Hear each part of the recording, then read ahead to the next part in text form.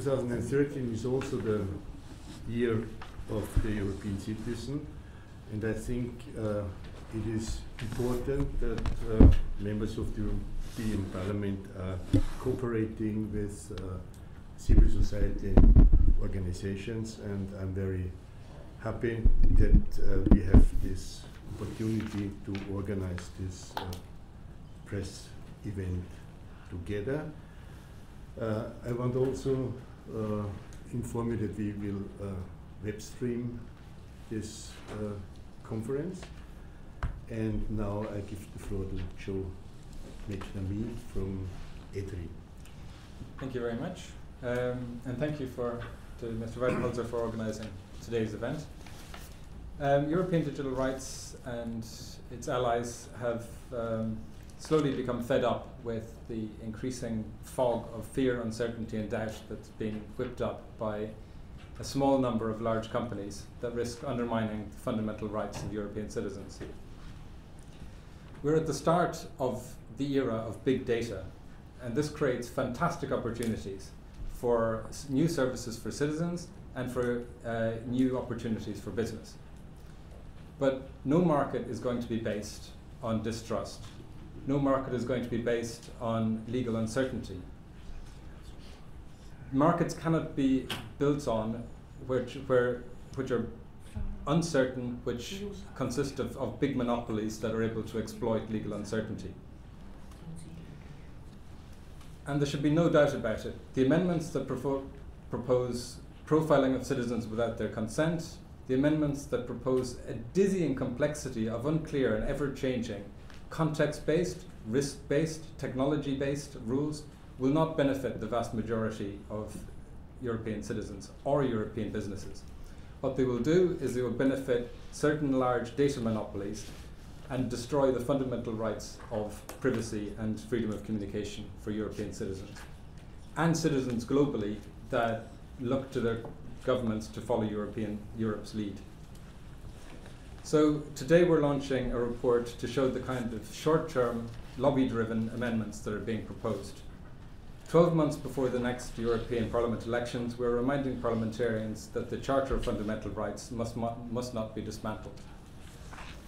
I would stress, however, that the amendment tabling process is part of the evolution of a proposal, and the fact that certain parliamentarians and certain parliamentary groups tabled amendments that we would consider unwise for citizens and for business doesn't mean that they're evil or bad. It means that they tabled amendments that they thought were good, and what matters is the outcome and not necessarily how we get there.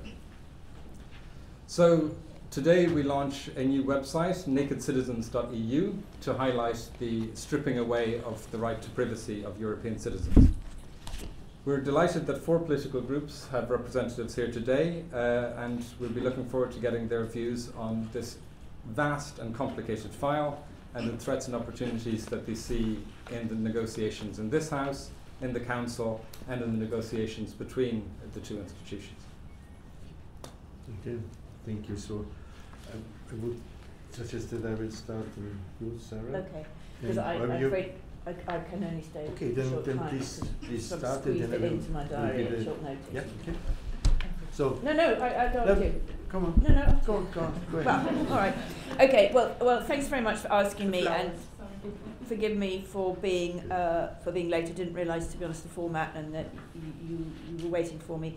But I was only asked a short time ago, and I had a very heavy diary this morning, so I wanted to be here. But forgive me if my time is limited. I'm Sarah Ludford from the ALDE group. As some of you will know, I only became the shadow rapporteur in sad, difficult circumstances with the serious accident for Alexander Alvaro, and so I have stepped into the breach, somewhat unanticipated. So I am prioritising preparations for the shadows meetings, of which we've had 3. We've got a 4th in an hour's time.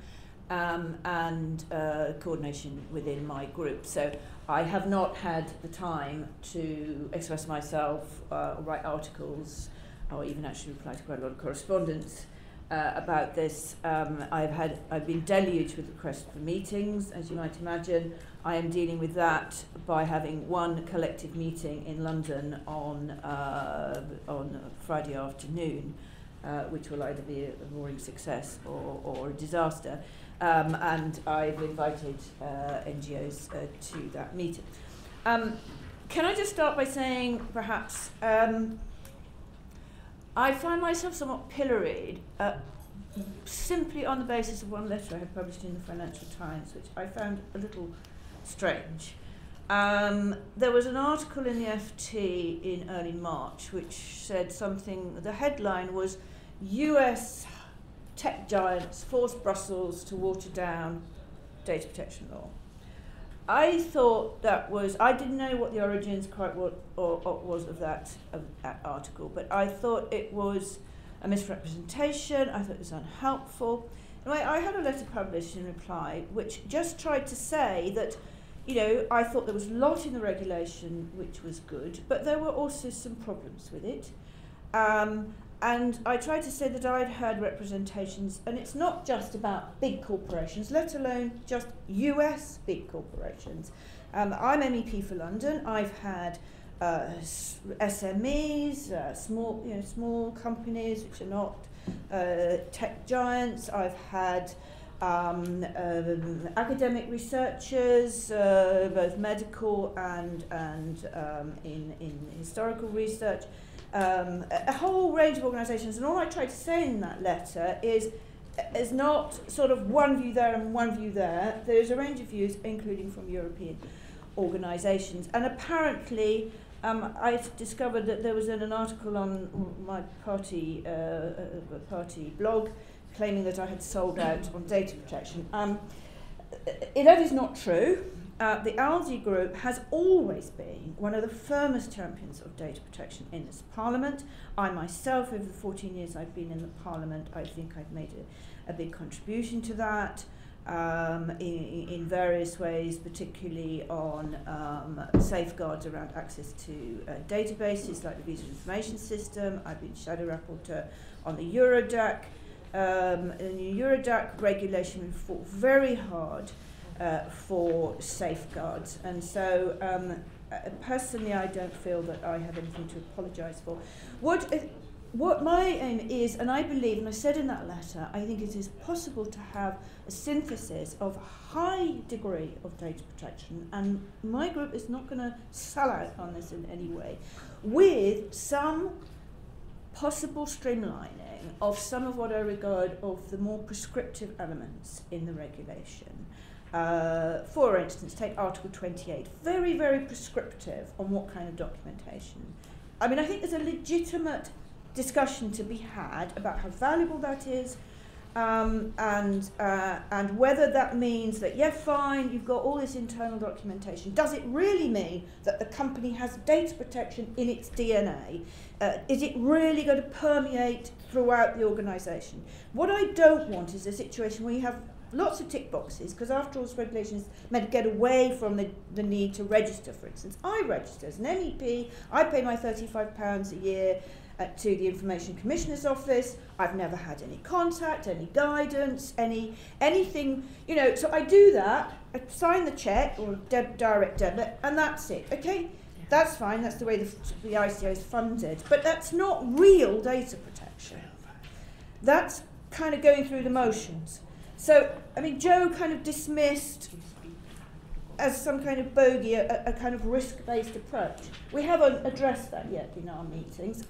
Clearly, a lot of that was tabled by Alexander Alvaro, and I'm trying to represent him and all the other members of the ALDE team on the Libe committee and all the other committees. So, I think it's reasonable to discuss whether we can get, as I say, maintain high standards while also enabling, and I don't think it's a balance, I don't like the word balance between the two, a synthesis of high data protection standards backed by, you know, whopping possible sanctions, but also trying to make sure that we allow those new online services and the jobs that go with them to be safely created.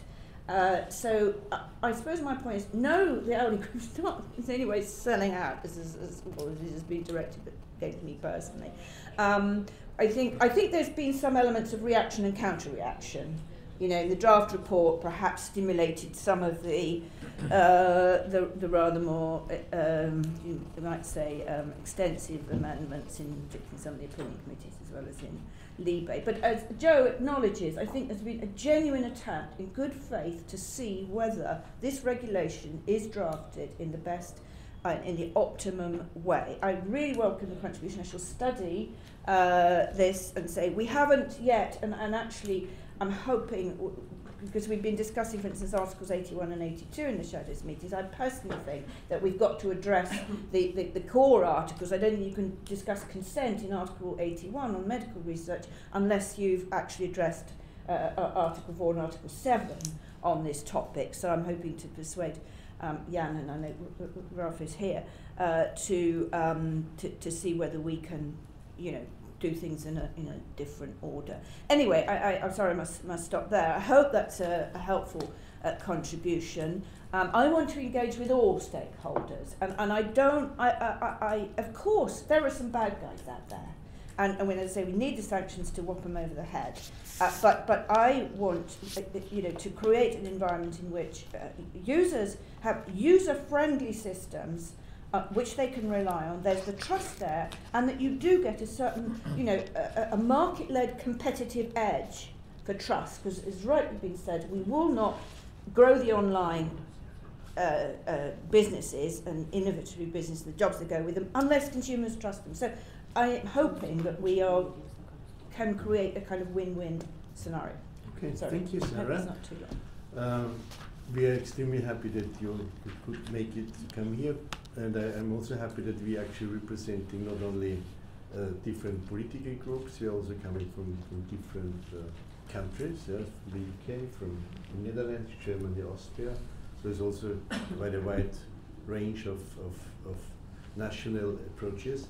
I want to ask now Judith for her contribution, and then Cornelia, and then I will conclude it, and we hope we have some time for discussions, because all of us are a little bit under time constraint, and there are other meetings soon coming up, yeah? But so please be short as possible. No problem. I think we're all trained for that here. I'm Judith Sargentini. I'm the coordinator for the Greens in the Civil Liberties Committee. You might understand that the rapporteur on this file, Jan-Philipp Albrecht, is not present here because he tries to, with all his thoughts on the file, he tries to stay a little bit out of the publicity and the debate, to make sure that he can, in the end, present you something that all groups appreciate. I don't have that problem, so I can speak my mind. Now, I'm also the rapporteur on the anti-money laundering directive, and the rapporteur on the opinion on cloud computing. And I noticed yesterday during the vote of the committee on the EU passenger name record system that was addressed back to the Commission, that with a lot of topics we're dealing right now, the data protection directives are crucial. That we can actually not finalize an anti-money laundering directive without knowing how the data protection is going to work out. It is completely based on profiling, on what they call risk-based approach, but it is profiling. I haven't made up my mind yet, because I also do want proper anti-money laundering laws, but it needs to be seen in light with. So it puts an extra pressure on this piece of legislation. When it comes to, for instance, cloud computing, that I'm now finishing my draft report, I noticed that the European Commission thinks that this will bring economic prosperity to the European Union. I think it could, but it can only if we make very sure that we're embedded in clear regulations that, for instance, force our insurance companies and our banks to use cloud computing that is in European jurisdiction. And again, that cannot be done without proper legislation on data protection. I recently filled in my medical forms for last year's, and my insurance company asked me to save them, to scan them and send them on to them via the internet. And I'm pretty sure there's not a printer on the other side that just puts it in a paper file and somewhere in a cupboard. I'm pretty sure it's kept somewhere in a cloud, and I'm also quite convinced that that cloud is not proof for a third country investigations. So how do we deal with the Patriot Act and FISA and possibly other countries that would like to have a bit of our data? I'm putting a lot of pressure on this right here and right now, and I know that the rapporteur is very aware of that. And I would like to say that from a principle in this debate is to me the following. We do not need to respect every possible business model that is based on data gathering. If there are businesses that have to reconsider the way they actually make money, that's the risk of the game, and that's what we have to deal with. But we should not try and please everybody, because then I'm pretty sure that data protection regulations will not be as strong as we need them. Thank you. Thank you very much. Judith? Cornelia? Thank you very much. I'm the shadow rapporteur for the UNGL group, the left in this parliament. And yes, I think it's the most important report with respect to fundamental rights for citizens for 20 years.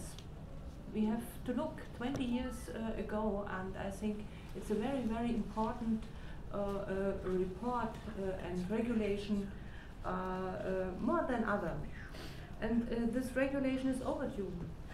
It affects all citizens in the EU, not only EU users.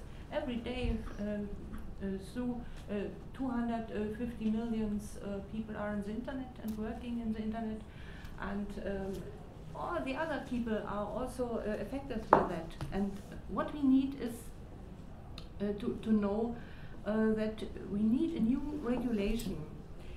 Data are the oil of the information age. I think we should speak about this importance, and we have a data market, we have a data trade, and we need regulations for data market, data trade. And I think we should also know that a lot of enterprises, especially Facebook, want to get and want to stay in the lowest standards of data protection. And it's not an accident that Facebook has a seat in Ireland. Yes. What are our goals as UNGL in this regulation, in this negotiation about this regulation? First is our focus is a balance between internal market and the human rights and the rights of the citizens. And this is a really task what we have to do. And first, we want a harmonization of data protection at the highest level.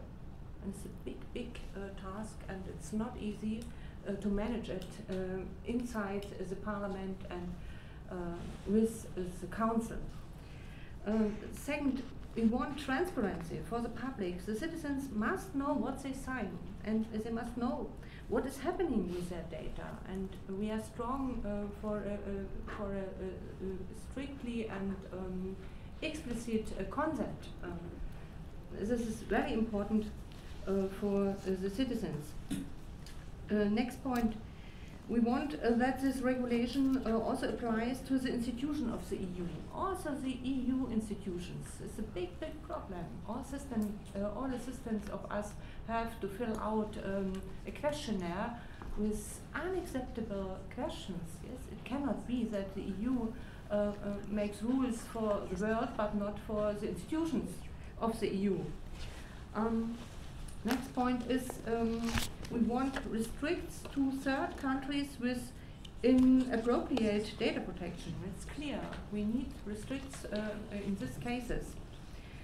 We want to support and we want to strengthen the data protection officers. It's a very big task and it's not easy to discuss about this point.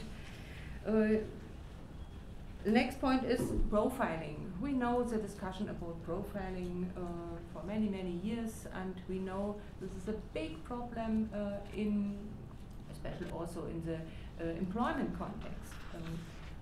We think we have to ban the profiling, especially without the consent of the people. Yes, another point is the employment context. We have a lot of amendments to make a framework for the employment context, and I hope we can do some steps forward. Yes, we are not very happy with many derogation from this regulation. It must be very limited, and yes, I think we are at a point where we have to speak concrete and where we have to check up our interests. We will do it now in the shadow meetings in 1 hour, and we fight for good compromises, for a good deal with the council. It would be a very, very hard work, and I hope we can have a very fine regulation after this negotiation, and we need your support for that. Thank you. Thank you, Cornelia. So I'm the last speaker, and we have still some time to discuss, so it should be very short. Everything is actually said, but not by everybody. So I just want to add, for me, that it is not a contradiction.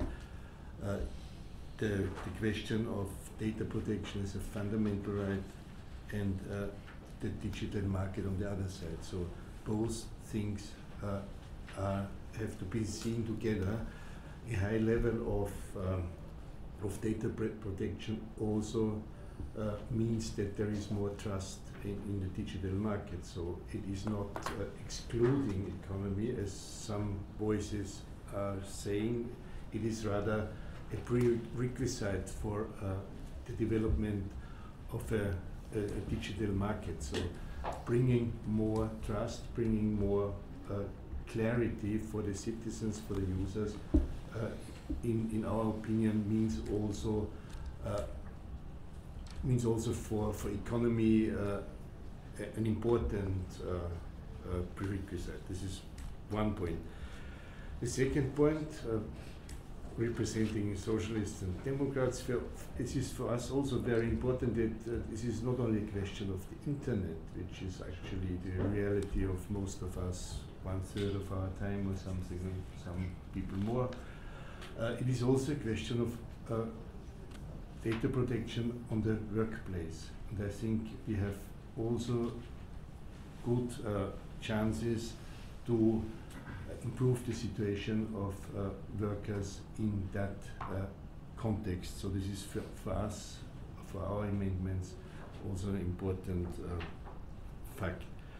I personally think that consent and explicit consent is the most important piece of the legislation, because explicit consent means that we are using our rights as citizens. We have the possibility to decide, and I do not want to be just forced into a kind of consent as it is for the moment. So it is important that you as a citizen can say yes or no, or do that with me, or don't track me, whatever.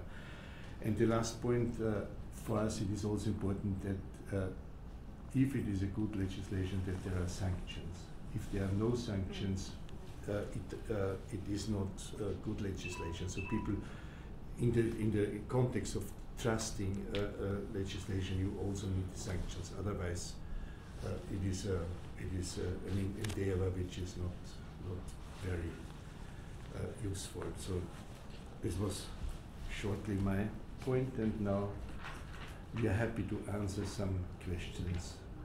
Yes, please, and if you could, please also indicate your name and whatever you want to say, describing yourself. Yeah. So start here, then go. Yeah. Yeah, Christian Feld of ALDE German Television. Maybe you could give some kind of outlook on the timeline of the project, and maybe you could share some ideas how the Irish presidency is handling the project on the council side.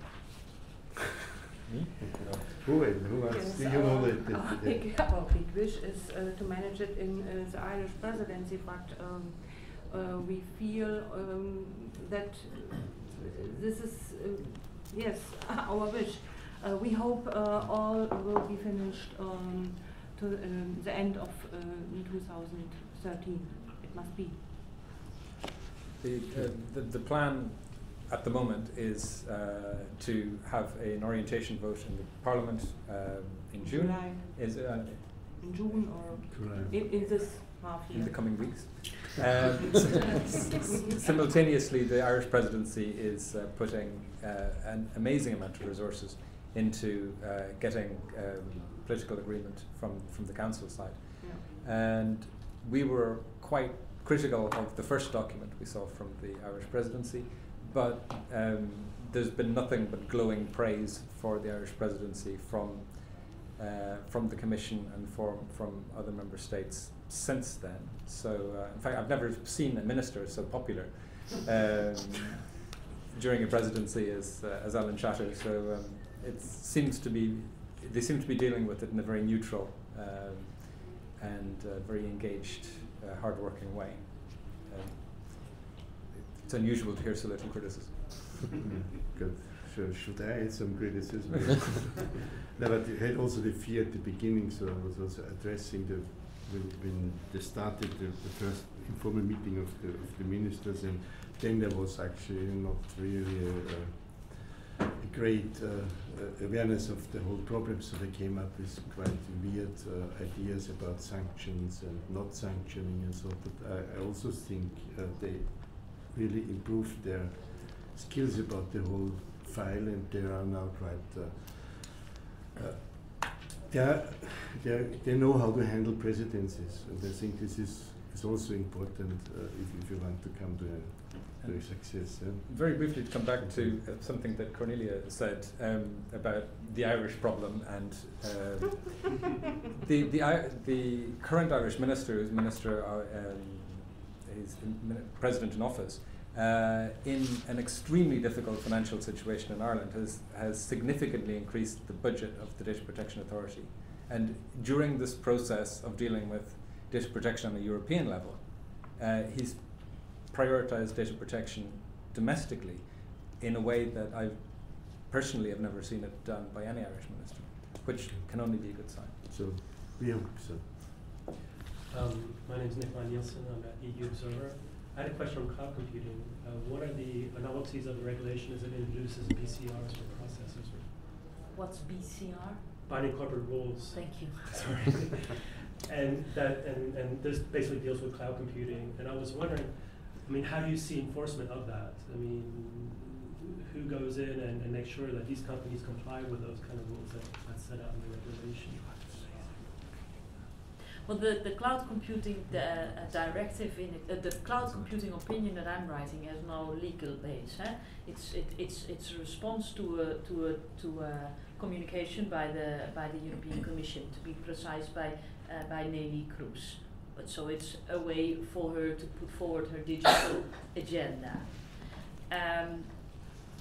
What I'm trying to get is awareness that everything is going via cloud computing, and we haven't given it any thought of what that actually means, not only for you and me and where we put our photos. I think that is the least of our problems, but for governments and companies working with sensitive data. Now, actually it is already a fight to get that language clearly into an opinion, let alone making sure that it is in line with the data protection that is done right now. And I honestly cannot oversee yet what the outcome of that process will be. But what I will recommend in my cloud opinion is that we cannot have a feasible economic, will not be economically beneficial if we do not set strict rules, because it will always be cheaper to do your cloud computing in India than in Europe. So you need to make sure that you force European companies dealing with our sensitive data to work in Europe. And I think if we put that well together, we actually organize something that is very attractive, that we can attract companies and citizens from elsewhere in the world starting to store their data in our cloud, because it is a sure thing. Thank you. Other questions? The last opportunity to ask. Yes, please. Martina Czarnowska from the Austrian Daily Wiener Zeitung. Maybe to look at it from a different perspective, do you think that people are aware of this, how important data protection is? I mean, when I think about like people putting the data on Facebook, telling everything, or even children, so maybe you have to have something like an educational aspect to this. Is this something you are thinking about? Can I respond to that? A while ago, I think half a year ago, there was a girl in a city near Groningen in the north of the Netherlands, and she turned 16, and she thought, I'll broadcast that to my friends on Facebook that I'm throwing a party, my sweet 16 party. Mirte, her name is, but somehow she did it wrong. Or she didn't do it wrong, she did what she thought was good, but it turned out she did not post a small advert to her friends, but she threw it out on Facebook, and it started to become a real happening. And yesterday the mayor of Groningen stepped down because of the huge the huge fights that happened in that city.